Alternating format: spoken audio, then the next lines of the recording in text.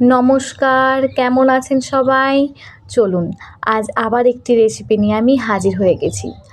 আজ বানিয়েছিলাম পালং শাকের শীষওয়ালা পালং শাকের তরকারি। দেখো, নিয়েছি কিছুটা মূলো, বেগুন আর আলু, আর তার সাথে সর্ষে, আদা আর জিরে বাটার পেস্ট।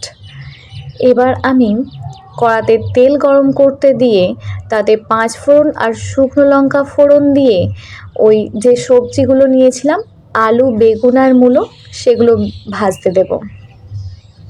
বেশ ভালো করে ভাজা হয়ে গেলে তখন এবার যে পেস্টটা বানিয়ে রেখেছিলাম সেটা দিয়ে দেব, দিয়ে একটু সামান্য হলুদ গুঁড়ো দেব।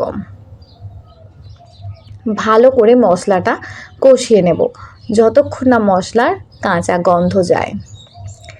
যখন প্রায় মশলা কষানো হয়ে যাবে তখন এবার আমি শাকটা হালকা ভাপিয়ে রেখেছিলাম, সেই শাকটা দিয়ে দেব।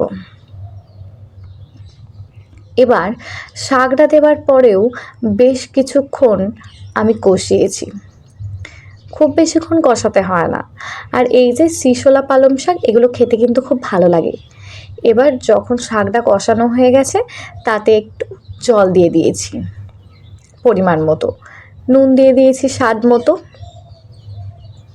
যতক্ষণ না এবার শাকটা হয় ততক্ষণ চাপা দিয়ে রেখে দেবো। দেখো, আমার প্রায় শাক হয়ে গেছে।